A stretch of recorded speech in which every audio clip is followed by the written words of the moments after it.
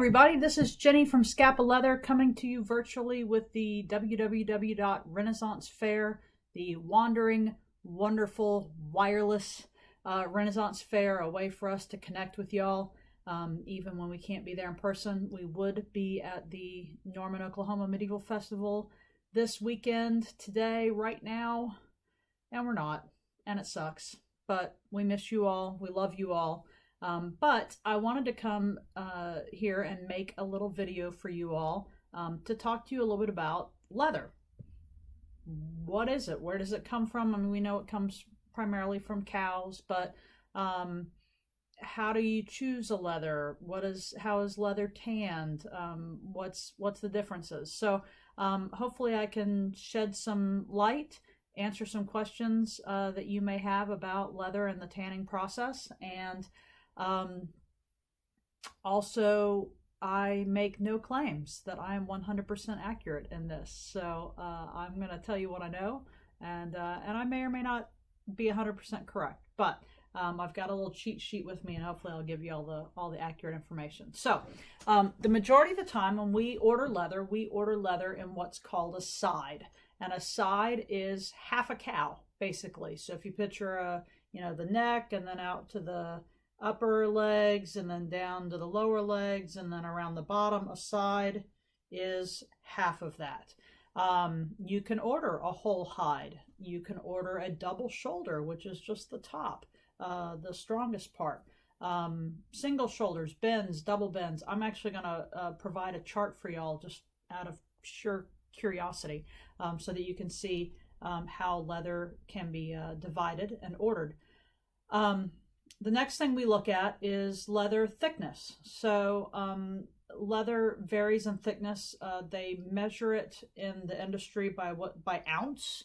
And so sometimes it'll be measured as something called irons, and sometimes they'll just provide the physical measurement of the thickness. So it may be 1/64 of an inch thick, or 3/32 of an inch thick, all the way up to quite thick. So depending on the project, we're going to use different thicknesses of leather. For example, this is a pretty thick piece of leather. I'm not going to measure it right this second, but I'm going to say this is at least 10 to 12 ounce thick leather. So it's stiff, it's durable, it's going to take a beating if you're making armor, especially if you're making actual fighting armor for SCA or LARP or similar. You're going to want this thicker stuff.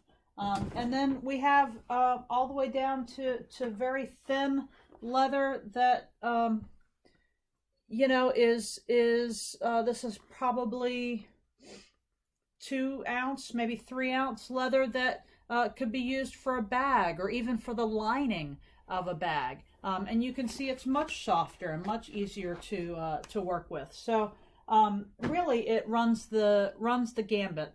And I'll give some more examples of these in a minute.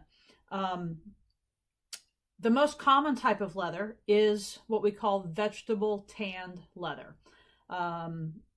It is the most historically accurate in terms of it is the oldest process, and that is one of the things that I love about working with leather, is that we have all sorts of cool, amazing technologies today. I mean, we have steel. We figured out how to blend two things. We have steel, we have aluminum, we have plastic. We have some amazing materials that can only do what those materials do. And that's wonderful for technology and society and everything. But we have leather. And it hasn't changed much. So vegetable tanned leather, also known as bark tanned leather, basically means that it's tanned with natural materials. Now, this used to be piss tanned leather or urine soaked leather, and there would be you might be in a small community, and you would have a vat on the outskirts of town that would be full of nasty, smelly stuff, and your butcher, your tanner, your whatever would place the hides in there for a period of time, and it would tan the leather. It used to be really stinky stuff. And you can still tell the cheap stuff sometimes has a bit of an odor. But the process is relatively unchanged. We now use vegetable products that smell much nicer, but it's the most basic form of leather. It is generally going to be this natural color as well. And then this leather can be engraved, it can be embossed, it can be dyed, it can be treated in any number of ways. It can be waterproofed, it can be water resistant, sealed. You can work with the back side of the leather is called the flesh side, and then the front side is called the grain, or usually the top side. And there's so much you can do with it.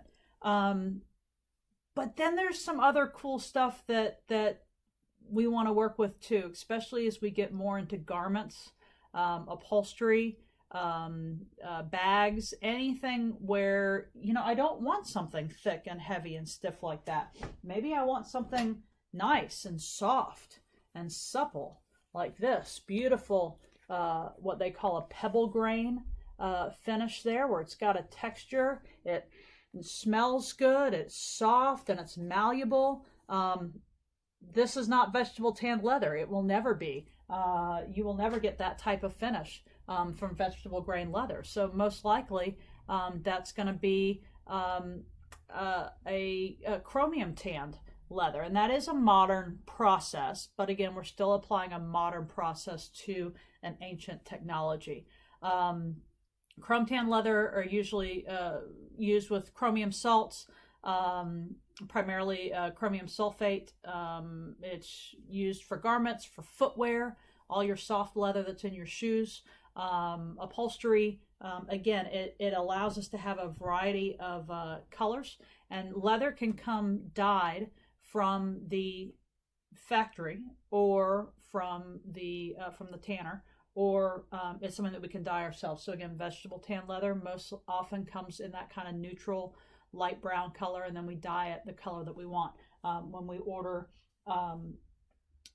softer hides, most of them are already pre-colored, and we can select that color. One of the other really cool types of tannage is oil tan, and this is leather that again has been stuffed with oils. Let's see if I can grab one that's light enough. That's not a great example. Let's see here. Yeah. So this is an oil tan leather. You'll see this in our Wanderers pouches and some of our other stuff. But what's really cool about this leather is it has what's called pull up. And pull up is when we bend or flex the leather. See how it changes color? And then you can actually rub most of that back out. But it will change the color and give a really nice distressed look. And this can be a sign of really good leather that will take the type of chemicals that are required to give it that oil tannage. And again, that process is called pull up. Pull up. So if you pull up on the leather, it changes color a little bit. Let's see, what else should we talk about? So when we talk about thicknesses of leather, we're going to go anywhere from, you know, thinner stuff that's going to be like 2-3 ounce. That's going to be wallets and stuff like that. Most of the products that you see from us, if they are bags, are probably between 3 and 7 ounces, depending on if it's a gusset or a side part. It may be a little thinner. If it's the front of the back, it may be a little thicker for stand-upness. That's a technical term, by the way, stand-upness.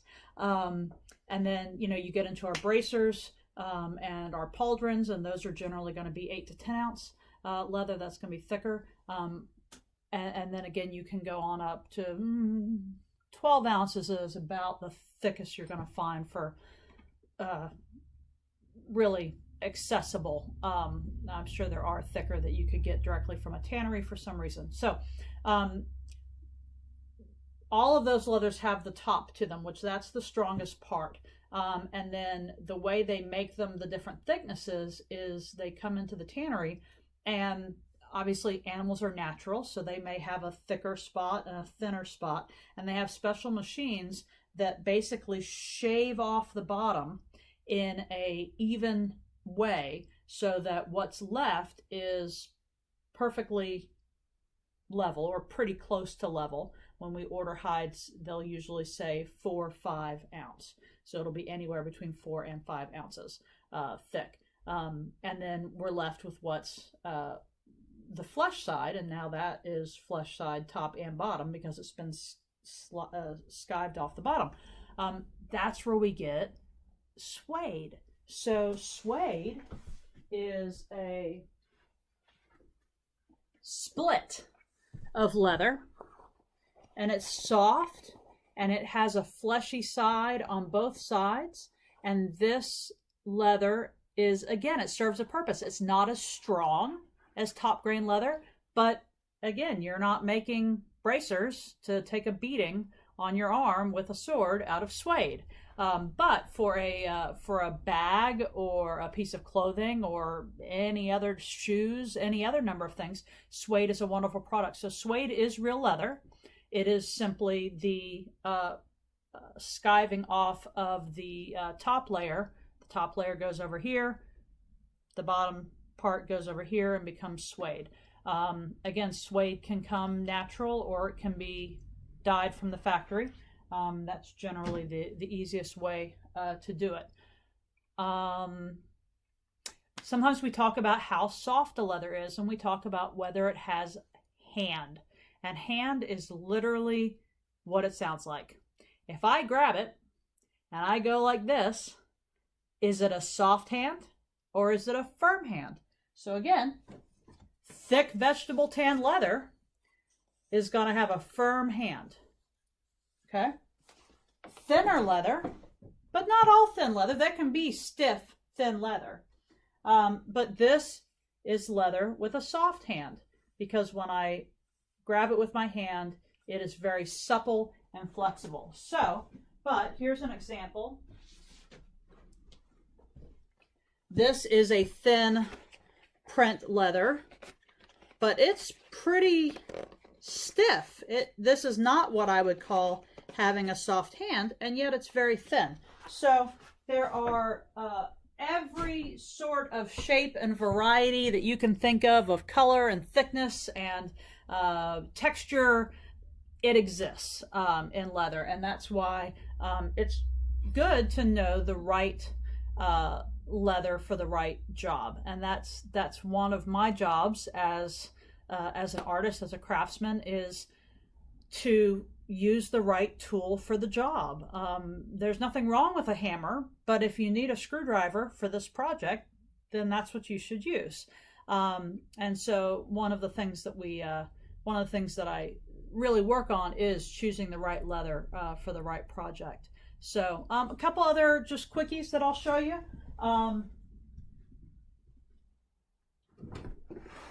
Rawhide is also a leather material. Dog toys, lots of things. You can use this to stiffen bags or holsters or things that you need to have like a rigid panel in them. It is exactly what you think. It is thick, it is stiff, it feels almost like plastic. Shearling can be natural or synthetic. This happens to be synthetic, but I have some natural as well. And it's going to be the soft, fuzzy stuff. So basically, they tanned the hide, but they didn't take off the fuzz, and they left the hair on. And that can also be what's called a hair-on calf side. As you can see here, this is cow, and it still has the hair. Same as regular leather. They just didn't shave the hair off the top first. So I hope that gives you some basics. We talked about veg tan versus chromium tan. We talked about different thicknesses. We talked about different cuts of leather. And we talked about different processes that get us the feel that we want, and we want to choose the right project, the right product for the right project. So I hope this helps. I am going to give a little shameless plug. Again, first of all, this is Jenny with Skapa Leather, Skapa. You can shop with me directly on my website. You can find me on Facebook, eBay, Amazon, Etsy, and Instagram, all under Skapa Leather. This is one of our newest projects. These are pronoun tags. So one of the things that we want to do in our community is support everyone. That is a big part of Skapa Leather's mission, is we want to create products that empower costumers to feel comfortable in their own skin. Maybe somebody doesn't feel great about themselves, but they put on a piece of garb, they put on a piece of clothing, they look at themselves in the mirror and they go, I look pretty great today. And maybe that saves a life. So remember, allies and those who use alternate pronouns are, if we make it standard, if even allies, someone who biologically is a woman, presents as a woman, and you would assume as a woman, wears a tag that says she, her, that may be obvious to some folks, may not be to others, but it's a way to show support. So I'm not making a lot of money on those, but I'm cranking them out. And I'm also, I will make, if you use a pronoun that is not she, he, they, or Z, let me know. I will make one just for you. So I did want to share that. I've got a lot of new products that I'm cranking out right now. There's some really exciting stuff that's recent, stuff that's coming. And I just want to say thank you all. Every order that you placed right now is literally putting food on my table so that I can eat. So I appreciate you. Norman Medieval Faire, I love you. Patrons, I love you. Fellow vendors, performers, I love you, and I miss you so much. Arthurian Order of Avalon, y'all are amazing. And I'm so sorry that we're not seeing your chessboard performance today. I know you all worked really hard, but we love you and we miss you. Continue to tune in to www.Renaissance Fair for the Wandering Wondrous Wireless Renaissance Fair. You'll see many other vendors and performers bringing you what they do best. And I hope you all have a wonderful, wonderful day. If you need anything at all, please don't hesitate to reach out to me. Hope you have a great day. Bye-bye.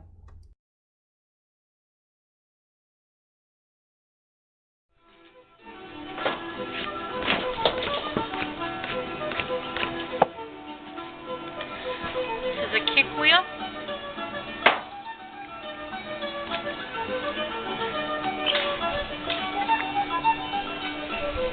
First thing that we do is centering.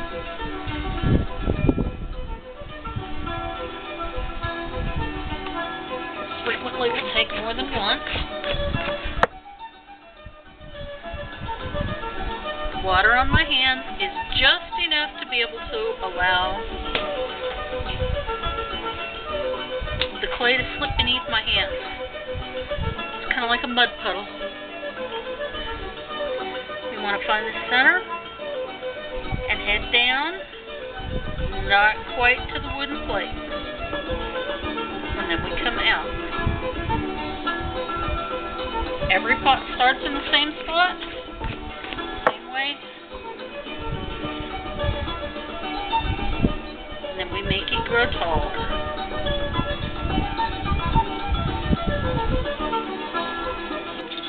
Taller. At this point, I like to get the excess water out, push at the bottom to find out where we are, and then we're going to wheel trim.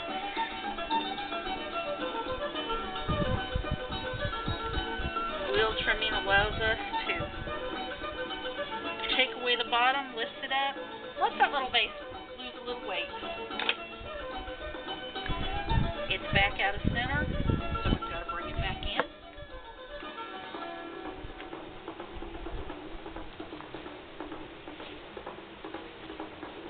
We're going to take off this uneven edge.